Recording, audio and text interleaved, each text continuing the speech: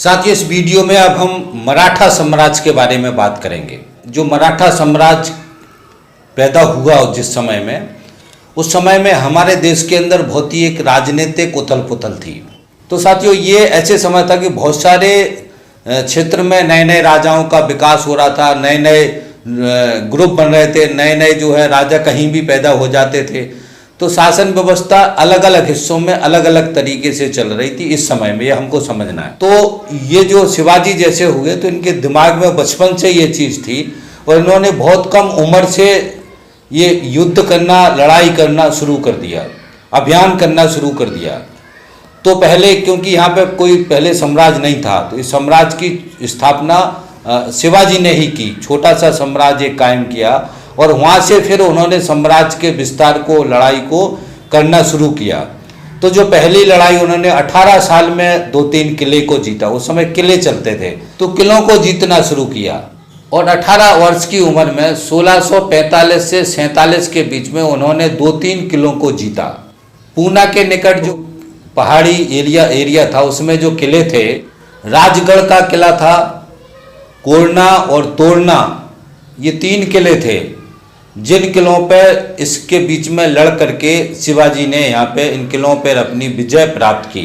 1656 में जो अभियान चला रहे थे शिवाजी, उस लड़ाई में उन्होंने जावली का किला, सतारा का किला और कोकड़ का किला, 3 किला और जीत लिए। जैसे ही ये इतने 6-7 किले जीत लिए तो यहाँ से उनका पूरा बाकायदा एक तंत्र विकसित हो गया, एक राज व्यवस्था विकसित हो गई और एक तरीके से मराठा साम्राज्य एक राज्य का रूप जो है इतनी जगह से पैदा हो गया। उसके बाद से और उन्होंने सेना को तैयार किया और ये कहते हैं कि जो शिवाजी थे वो गुरिल्ला टाइप का युद्ध करते थे।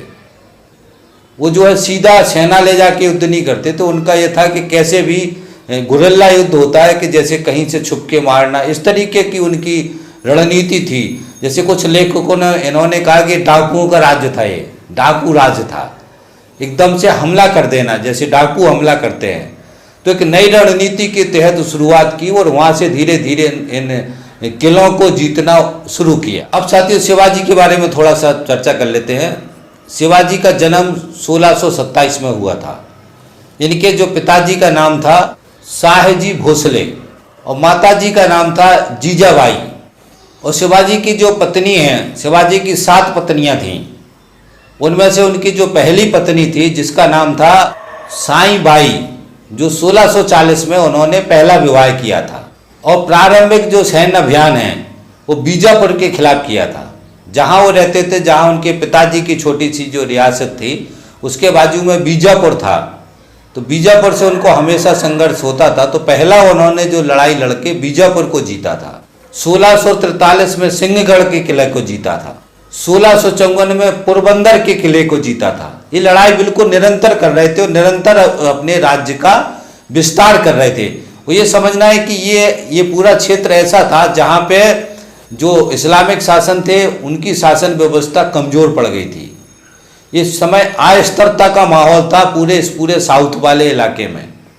तो उसका फ़ायदा उठा करके शिवाजी ने जो है बहुत ही जल्दी जो लड़ाई लड़ी, उन लड़ाइयों में उनको सफलता मिली। 1659 में बीजापुर में ही अफजल खां से संघर्ष हुआ था। ये बहुत सारे किले थे जिनमें मुस्लिम शासक जो थे उनका राज्य था। उसकी वजह से जो दिल्ली में जो शासन व्यवस्था थी, जब उनको पता चला कि शिवाजी नाम का एक जो राजा है वो बहुत सारी जगह हमारे जो किले हैं या हमारे जो राजा हैं उनके ऊपर हमला करके वहाँ पे अपनी राज्य व्यवस्था कायम कर रहा है, तो दिल्ली के जो शासक हैं उनके दिमाग में आया कि कैसे ही इसको रोका जाए। उसके बाद से 1663 में औरंगजेब का शासन था उस समय दिल्ली में। तो औरंगजेब ने उसका मामा था शाइस्ता खां, उसको भेजा और उसको भेजने के बाद से उससे भी युद्ध हुआ और युद्ध होने के बाद उसको शाइस्ता खां को भी शिवाजी ने पराजित कर दिया। उसके बाद से साथी शिवाजी का साम्राज्य का काफ़ी बड़ा विस्तार हुआ और 1664 में सूरत जो था, सूरत में मुगलों का शासन था। तो वहाँ पे उसने पहला अभियान चलाया और वहाँ से बहुत सारा धन लूटा। सूरत से पहले लूट करी। जो मुस्लिम शासक थे उनके क्षेत्र में जाकर के बहुत सारा धन लूटा। पहली लूट, सूरत की जो पहली लूट करी वो 1664 में करी। इसकी वजह से काफ़ी धन इनको मिला वहाँ से, और उसके बाद से यहाँ की शासन व्यवस्था और मजबूत हुई। 1665 में पुरंदर की संधि हुई, और जो पुरंदर की संधि थी बहुत ही बदलाव वाला पॉइंट था, बहुत ही महत्वपूर्ण संधि थी ये संधि जो है राजा जयसिंह और शिवाजी के बीच में हुई थी। 35 जो किलों पे कब्जा करके रखा था, उसमें से 35 में से 23 किले उनको छोड़ना पड़े थे। और 1666 में औरंगजेब ने शिवाजी को बंदी बना लिया, और बंदी बनाने के बाद से उसको नज़रबंद कर दिया। अब इसके बाद से साथी बहुत ही महत्वपूर्ण समय था, उसके बाद से यहाँ फिर अव्यवस्था हुई। तो 1666 में ही शिवाजी बहुत ही सांतराना तरीके से वहाँ से निकलने में सफल हुए। जो उसने बंदी बना के रखा था, कैसे भी करके वहाँ से वो निकल आए, बदमाशी करके छुप छुपा के वहाँ से उसके जो बंदी बना के रखा था उसके बंदी से बाहर निकल आए। निकल आने के बाद से फिर वापस वो अपने साम्राज्य में आए, और 1670 में, 1666 में निकल के आए थे 4 साल, 1670 में फिर उन्होंने सूरत पे दूसरी लूट की, और दूसरी लूट करने के बाद से फिर इन्होंने अपने आप को बाकायदा इस समय तक एक राजा के रूप में घोषित नहीं किया था। उस तरीके से शिवाजी ने राजा के रूप में अपने आप को घोषित नहीं किया था, कोई उपाधि नहीं ली थी, बस संघर्ष कर रहे थे, संघर्ष करके विस्तार कर रहे थे, किलों को जीत रहे थे। मगर इसके बाद से 1670 6 जून 1674 को वाराणसी से गंगा भट्ट जो है पुरोहित थे, कोई ब्राह्मण थे, उनको बुलाया गया, और बहुत ही हिंदू रीति रिवाज से, जो ब्राह्मणवादी दर्शन है उसकी रीति रिवाज से यहाँ से इनको राज्याभिषेक किया गया, और बहुत बड़ा भंडारा किया गया। तो यहाँ से फिर ये राज व्यवस्था, सिस्टमेटिक राज व्यवस्था यहाँ से शुरू हो गई। एक चीज़ ये भी समझना है साथियों कि जैसे दिल्ली है और महाराष्ट्र है, तो उस समय कोई साधन वैसे नहीं थे। दिल्ली की जो शासन व्यवस्था है, वहाँ से दिल्ली से वो महाराष्ट्र को कंट्रोल नहीं कर पा रहे थे। महाराष्ट्र जो यहाँ का जो व्यवस्था थी, जहाँ शिवाजी का जो राज्य था, ये इनका स्थानीय जगह था, जिससे इन्होंने अलग अलग तरीके से सभी जगह की इनको जानकारी थी, अपने राज्य को बढ़ाया, राज्य का विस्तार किया। साथ में यहाँ जितने भी जो शासक थे वो भी चाहते थे कि जो मुस्लिम शासक है इनसे हमको मुक्ति मिले। बहुत सारे इसमें किले, बहुत सारे राजा तो शिवाजी के साथ वैसे ही सरेंडर किए, वैसे ही शामिल हो गए। तो ये समझना है, ये पूरा एक समय था ऐसा। तो शिवाजी को सपोर्ट मिला स्थानीय राजा का, जनता का, वहाँ की जो कि आप इसको राज व्यवस्था को आगे बढ़ाएं, जिसकी वजह से शिवाजी बहुत बड़े एरिया को जीतने में सफल हो गए, और पूरा एक मराठा साम्राज्य कायम हुआ। 1678 में कर्नाटक अभियान के लिए निकले, मतलब इस तरफ से फिर कर्नाटक की तरफ उन्होंने अपनी राज व्यवस्था बढ़ाने के लिए अभियान शुरू किया। जिंजा जी का किला जो था वो उनकी अंतिम विजय थी, उस किले को जीता उन्होंने, और 3 अप्रैल 1680 को इनकी मृत्यु हो गई। इसके बाद से फिर साथियों एक अलग तरीके की अव्यवस्था और अलग तरीके की समस्या पैदा हुई। अब साथियों हम शिवाजी की जो राज व्यवस्था है उसके बारे में थोड़ा समझ लेते हैं। जैसे मैंने बताया कि शिवाजी का जो राज्य का सिद्धांत था वो ब्राह्मणवादी दर्शन, जिसको हम हिंदू रीति रिवाज कहते हैं, उस पर आधारित था। इस्लामिक शासन का राज अलग था, यहाँ पे जो है ब्राह्मणवादी दर्शन, हिंदू जो दर्शन था उसका राज व्यवस्था कायम हुई। और उधर जो है सिख धर्म, सिख पंथ की भी राज व्यवस्था चालू हुई थी, और दिल्ली के आसपास इस्लाम धर्म की राज व्यवस्था चालू थी। तो हमें समझना कि इस समय विजयनगर में भी हिंदू रीति रिवाज से राज व्यवस्था कायम हुई। तो इस समय हमारे देश में अगर हम देखते हैं तो 3 धर्मों की राज व्यवस्थाएं अलग अलग तरीके से चल रही थी। जो धर्म और राजा मिलकर के एक पूरा एक स्ट्रक्चर था जिस तरीके से राज व्यवस्था चल रही थी। तो इस बात को भी हमको ध्यान रखना है कि बहुत ही महत्वपूर्ण समय था जब हमारे देश में 3 धर्मों की राज व्यवस्थाएं समानांतर चल रही थी और आपस में युद्ध हो रहे थे, लड़ाई हो रही थी कि वो इसकी राज व्यवस्था को खत्म करे और जीते, वो उसकी राज व्यवस्था को खत्म करे और जीते। ये संघर्ष निरंतर चल रहा था, इस बात को भी हमको ध्यान रखना। उसके बाद से साथी जो शासन व्यवस्था थी इनकी, उसमें 8 मंत्री होते थे, जिसको अष्ट प्रधान मंत्री परिषद कहा जाता था। आगे जो पेशवा का जो आया, पेशवा एक पद था जो इस 8 मंत्रियों में प्रमुख पद था। जो राजा था, राजा के बाद जो प्रमुख पद था वो पेशवा था। तो इसमें जो 8 लोगों का मंत्री परिषद था उसके जो पद हैं, पहला पद था पेशवा, जो सबसे प्रमुख मंत्री था। इस्लाम धर्म में कहें तो उसको वजीर कहते थे, इस्लाम धर्म की राज व्यवस्था वाले उसको वजीर कहते थे, इन्होंने उसको पेशवा कहा। दूसरा था आमत्य, आमत्य का मतलब था राजस्व मंत्री। तीसरा था सुमंत, सुमंत जो था वो विदेश मंत्री। चिटेश मंत्री था ये पत्राचार विभाग, जो जहाँ सूचना भेजना है, सूचना आना है, उसको चिटनिस कहा। सेनापति तो आप जानते हैं, सेनापति जो था वो सैन्य तंत्र का मंत्री था। न्यायाधीश, न्यायाधीश स्वयं शिवाजी थे, उसके अलावा भी इन्होंने न्यायाधीशों की भी नियुक्ति की हुई थी। पंडित राव, पंडित राव एक पद था, मंत्री पद था।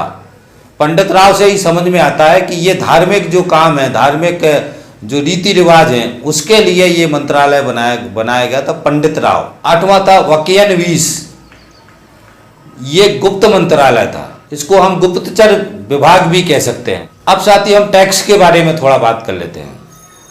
टैक्स में बहुत ही महत्वपूर्ण चीज़ है। एक तो ये है कि एक टैक्स के रूप में जो किसानों पे कर लगाते थे वो अपने राज्य में वो अलग था। उसके अलावा ये राजाओं के ऊपर चौथ वसूली करते थे। जो चौथ वाला, जो हम कहावत में भी कहते हैं कौन सी चौथ वसूली कर रहा है, तो चौथ वसूली वाला जो कॉन्सेप्ट है, वो चौथ वसूली वाला कॉन्सेप्ट हमको मराठा साम्राज्य में मिलता है।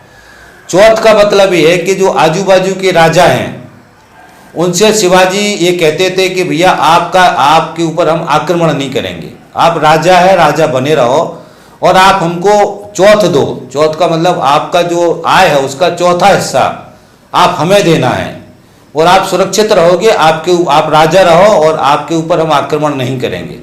मानी जैसे 1/4 जो टैक्स लगाते थे वो उस पड़ोसी राजा के ऊपर भी 1/4 टैक्स लगाते थे।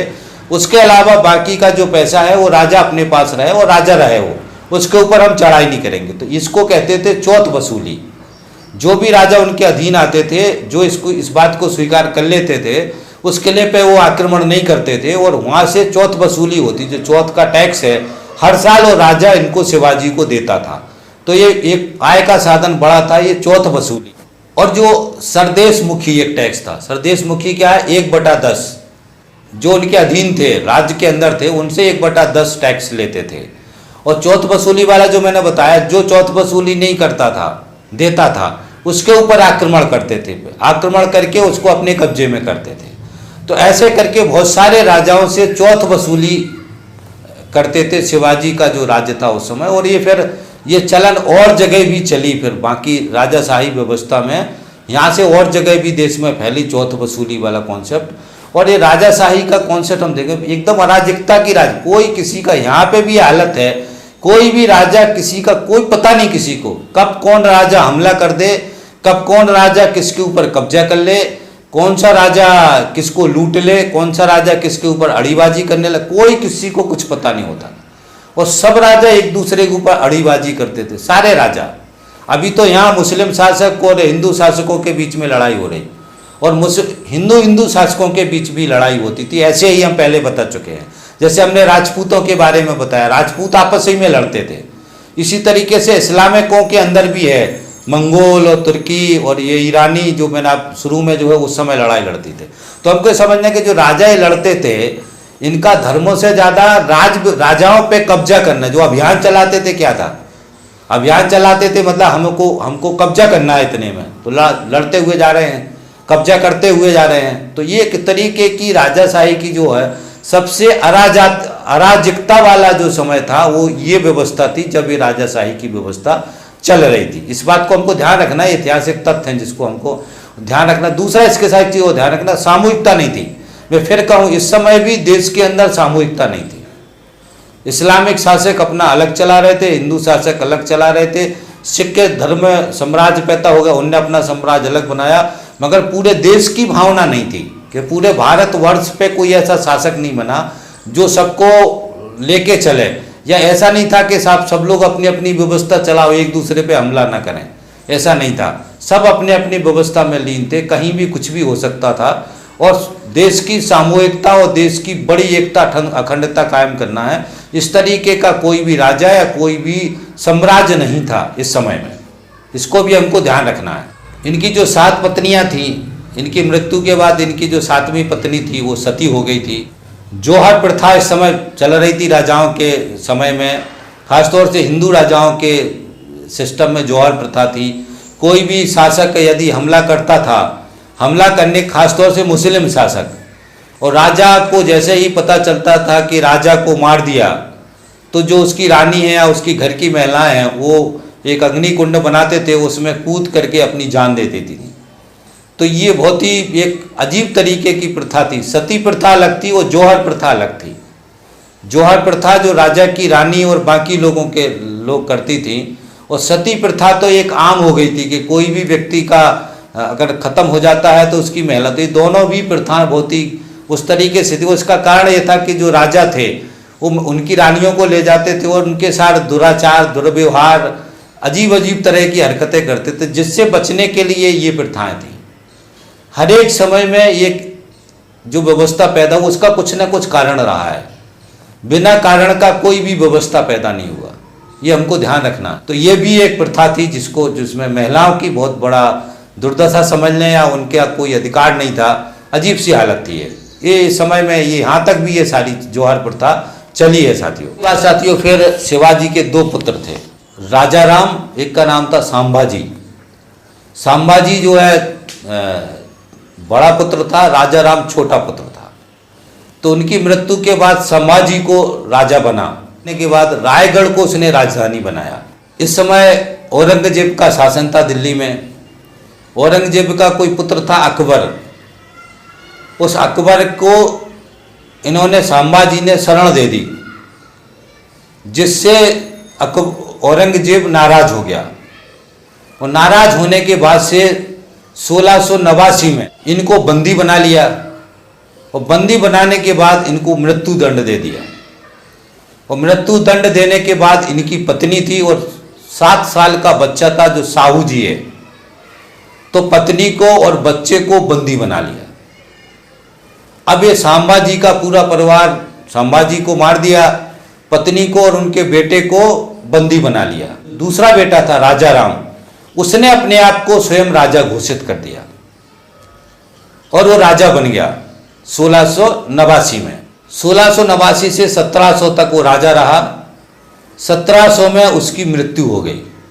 उसकी मृत्यु होने के बाद से उसकी पत्नी जो, जिसका नाम था ताराबाई, ताराबाई ने उसका जो पुत्र था उसी को पुत्र को शिवाजी द्वितीय उसका नाम रखा और उसको राजा घोषित करके राज व्यवस्था चलाना शुरू कर दी। उसके बाद दिल्ली में औरंगजेब की मृत्यु हो गई। औरंगजेब की मृत्यु होने के बाद जो साहू जी थे उनको छोड़ दिया गया, उनकी पत्नी को छोड़ दिया गया। तो साहू जी वापस आए तो उन्होंने देखा कि शिवाजी द्वितीय राजा बना हुआ है। उसके बाद से फिर साहू जी ने इनसे संघर्ष किया और उस राज्य पे वापस कब्जा किया। इसके बाद साहू जी दोबारा राजा बने। 1707 से लेकर 1749 तक ये राजा रहे। फिर इसके बाद क्या हुआ कि जो मराठा जो साम्राज्य था उसकी 2 राजधानी थी, एक सतारा एक कोल्हापुर। तो सतारा में साहू जी का शासन था और कोल्हापुर में शासन व्यवस्था जो शिवाजी द्वितीय था, जो राजा राम का पुत्र था, वो कोल्हापुर में एक छोटे से एरिया में राजा बना। बाकी बड़ा राजा साहू जी बने। तो दोनों अलग अलग जगह 2 राजधानी बना करके अपनी राज व्यवस्था चला रहे थे। इसी समय में जो है 1750 संगोला की संधि हुई 1750 में। और यहाँ से समझना एक भी है कि यहाँ से अब जो पेशवा है, जो पेशवा पद है, वो यहाँ से वंशानुगत हो गए थे। मतलब जो उसके फिर पहले पेशवा चुने जाते थे, अब पेशवा यहाँ से क्या होता, पेशवा पद महत्वपूर्ण क्यों हुआ ये भी समझना है कि जब राजा की व्यवस्था गड़बड़ हुई, जैसे संभाजी को ख़त्म किया, उसके बाद से उनका लड़का 7 साल का था, उसको बंदी बना लिया। राजा राम ने अपने आप को राजा घोषित कर दिया। 2 साल बाद राजा राम मर गया। तो इस सबके बीच में जो पेशवा था वो जो है प्रमुख शासक बना रहा। तो पेशवा का रोल प्रमुख था। राजा तो गड़बड़ होते रहे मगर पेशवा गड़बड़ नहीं हुआ। तो जो पेशवा का पद फिर राजा से ज़्यादा महत्वपूर्ण पद पेशवा हो गया।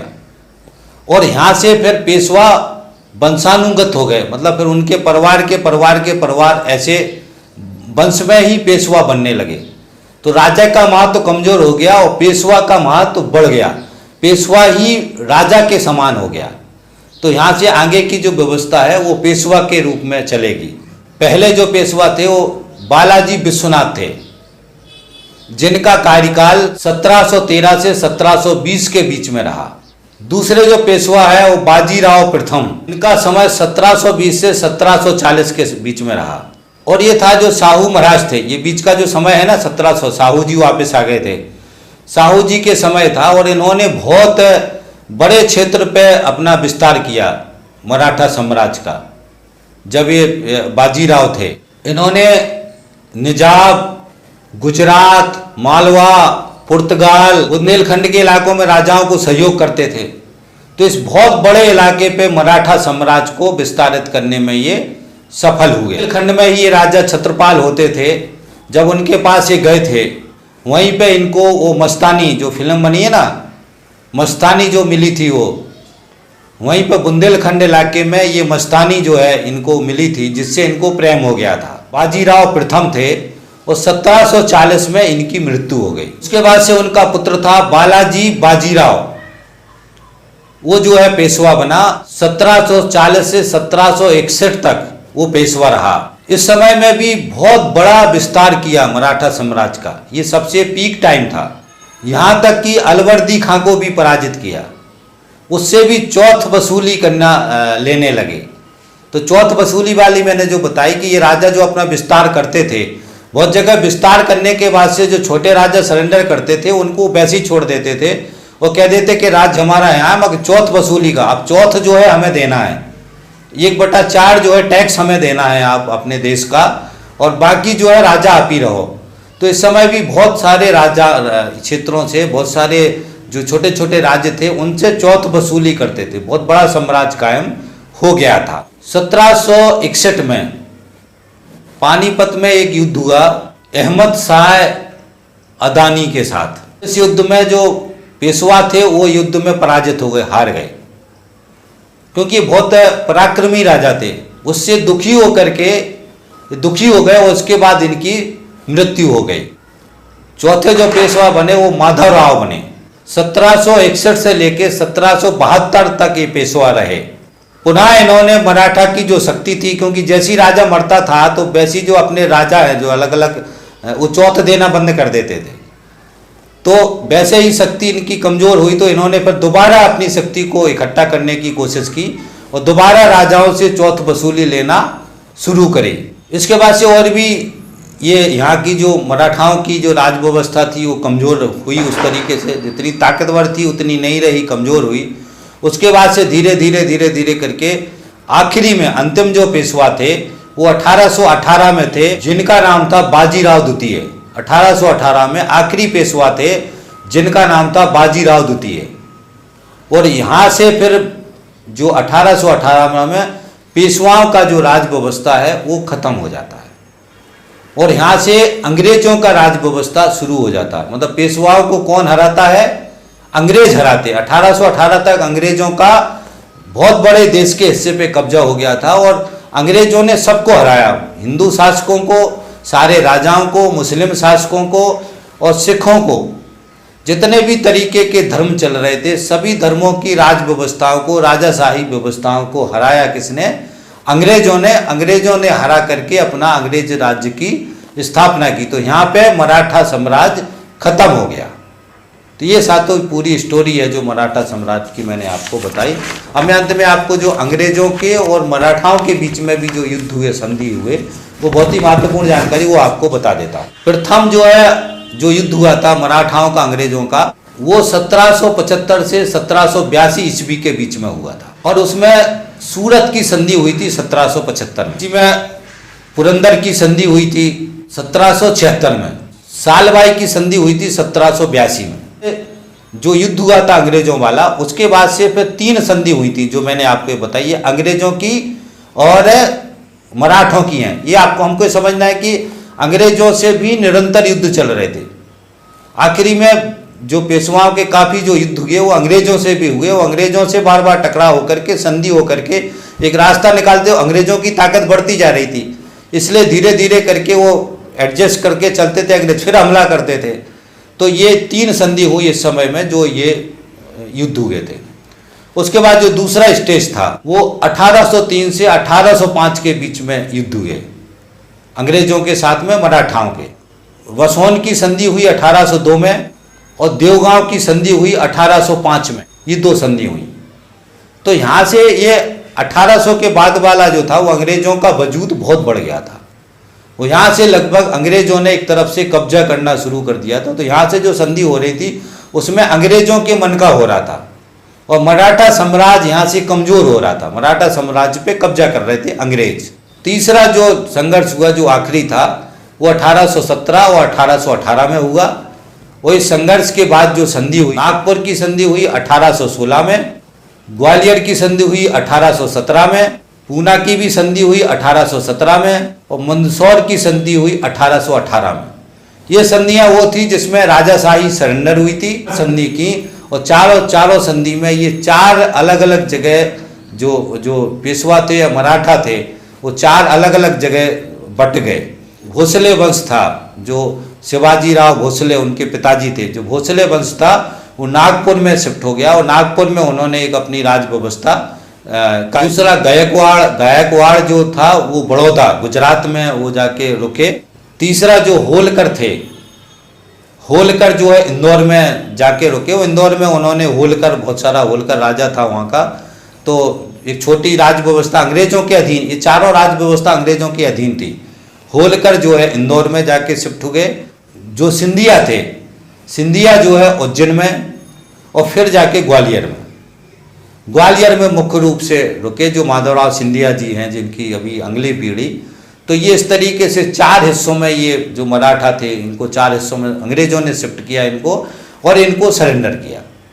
तो यहाँ से सारे लोग ये सरेंडर हो गए। सरेंडर होने के बाद इनने अंग्रेजों के अधीन अपने एक छोटा राज व्यवस्था कायम कर दी और अंग्रेजों की जो गुलामी जो है स्वीकार कर ली। तो ये साथियों था 1818 में ये सारा खत्म हो गया, अंग्रेजों का शासन कायम हो गया। तो ये बहुत ही महत्वपूर्ण तर्क है जिसको हमको ध्यान रखना। और ये बात अब यहीं ख़त्म करते हैं, ये वीडियो भी काफ़ी लंबा हो गया। साथियों, मराठा साम्राज्य की जो एक प्रमुख जानकारी थी मैंने आपको दी, कैसे मराठा साम्राज्य का उदय हुआ और कैसे मराठा साम्राज्य का पतन हुआ। हमको ये समझना है साथी कि अंग्रेजों के आने के बाद हमारे देश की जो जनता थी उसको एक अंग्रेजों की जो राज व्यवस्था थी, क्योंकि अंग्रेजों की राज व्यवस्था कानूनी थी, वो एक्ट था जो लोकतंत्र वाला था, क्योंकि ब्रिटेन में उस समय लोकतंत्र आ गया था। तो जो कानून वाला राज्य था उसमें जो हमारे देश के अंदर जैसे मराठों में जो हिंदू धर्म का जो शासन था उसमें शूद्र थे, शूद्रों की बहुत बुरी दुर्दशा थी, उनको कोई अधिकार नहीं थे, बहुत ही तिरस्कारित होते थे। ये शूद्रों की दशा, जो मेहनत कश वर्ग था जिसको शूद्र कहते थे, जिसमें ओबीसी सारी जातियां ये आती थी, जो काम करने वाले लोग थे, उनका बहुत ही तिरस्कार था, उनको कोई अधिकार नहीं थे। अंग्रेज जब आए तो उन्होंने कहा कि नहीं, आपको भी अधिकार मिलेंगे, आपको भी हक मिलेगा, आपको भी जमीन मिलेगी। तो ये हमारे देश की जो जनता थी उसके लिए एक नया था और उसको बहुत अच्छा लगा। मतलब जो राजाओं की जो व्यवस्था थी उससे अच्छी व्यवस्था उनको अंग्रेजों की लगी, अंग्रेजों की व्यवस्था में राहत हुई। इसलिए आपको पता होगा कि जो भीमा कोरेगांव का जो हर साल होता, वहाँ पे दलितों का एक बटालियन बना के वो अंग्रेजों के साथ पेशवाओं को ख़त्म करने के लिए लड़े थे, क्योंकि पेशवाओं से जो उनकी दुर्दशा थी उससे वो परेशान थे। और जिस तरीके से अंग्रेजों ने उनको जो राहत दी थी या जो उनको सम्मान दिया था, जिस तरीके से उनसे के साथ भेदभाव कम किए थे, उससे उनको लगा था कि नहीं यार ये ठीक है। उस समय कोई शासन व्यवस्था का जो राज्य था उस समय उनको समझ नहीं आया कि हमारे देश पे कब्जा हो रहा, हमारे देश पे क्या हो रहा, मगर एक नई तरीके की व्यवस्था थी जिससे जनता ने भी एकदम से उसका विद्रोह नहीं किया अंग्रेजों की, क्योंकि एक राजा था जो उससे ज़्यादा गड़बड़ था। इस तरीके से बहुत जगह हुआ है, ऐसा उसमें भी हुआ हिंदू धर्म में, ये भी समझना है। इस्लामिक शासक जब आए थे, यहीं बोल देता हूँ मैं, उसमें भी यही हुआ कि इस्लाम से जो जो जो हिंदू इस्लामिक धर्म में कन्वर्ट हुए उसमें बड़ी संख्या में जो शूद्र थे, जिनका सामाजिक रूप से बहुत बड़ा तिरस्कार था, सामाजिक रूप से बहुत ज़्यादा उनको नीचा दिखाया जा रहा था, वही लोग इस्लाम कबूल किए। क्योंकि उस समय इस्लाम में भेदभाव नहीं थे, इस्लाम में कोई जाति व्यवस्था नहीं थी, इस्लाम में ऊंच नीच की व्यवस्था हमारे देश में आने के बाद डेवलप हुई।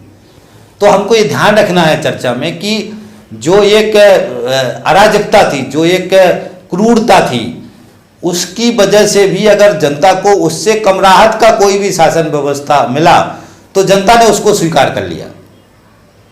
तो ये भी हमें ध्यान रखना है कि हमारे देश में ब्राह्मणवादी दर्शन के बाद इस्लामिक जो शासन आए, उनकी व्यवस्था में बराबरी से जो खुश होकर के बड़ी संख्या में लोग शामिल हो गए। इसी तरीके से अंग्रेज जब आए तो अंग्रेज की जो कानूनी व्यवस्था थी उसमें भी बड़ी संख्या में लोग शामिल हो गए। अब बड़ी संख्या में लोगों ने एकदम विद्रोह नहीं किया, एक समय के बाद फिर विद्रोह किया। 1857 में जो रानी लक्ष्मीबाई का विद्रोह था, उस 1857 का जो लड़ाई था वो आखिरी था। मैं अभी आगे जब वीडियो बनाऊंगा तो उसमें विस्तार से आपको बताऊंगा। तो ये चीज़ें भी हैं जिनको महत्वपूर्ण चीज़ें हैं जिनको हमको ध्यान रखना है। और यहाँ पे अंग्रेजों का राज शुरू हुआ साथियों। तो बात खत्म करते हैं, वीडियो काफ़ी लंबा हो गया। उम्मीद करता हूँ कि ये वीडियो आपको अच्छा लगेगा और एक बहुत ही महत्वपूर्ण ऐतिहासिक जानकारी है जिसको हमको समझने की ज़रूरत है। ये हमारे देश की विकास की प्रक्रिया का एक समय था जिस समय ये सारी घटनाएं घट रही थी। तो अपीलें करते हैं, निवेदन करते हैं कि इस वीडियो को ज़्यादा से ज़्यादा शेयर करवाने की मैं सहयोग करें। उसके साथ में हमारा चैनल सब्सक्राइब नहीं किया तो चैनल को सब्सक्राइब कर लें। और हमारी जो दर्शन सीरीज़ है इसको खासतौर से इस सीरीज़ के सारे वीडियो जरूर सुने समय निकाल के। हमने पूरी इतिहास की जानकारी पूरे दुनिया जब से पैदा हुआ तब से लेकर के एक बढ़िया तरीके से, जो वास्तविक तरीके से हमने सारी चीज़ों को आपके सामने रखा ताकि आपके दिमाग में ये रिफ्रेश हो जाए कि हमारे भारतीय दर्शन की विकास की प्रक्रिया कैसी थी और क्या क्या था उस विकास की प्रक्रिया में। तो साथी बात खत्म करता हूँ मैं। थैंक यू साथी, धन्यवाद, थैंक्स। मिलते हैं अगले वीडियो।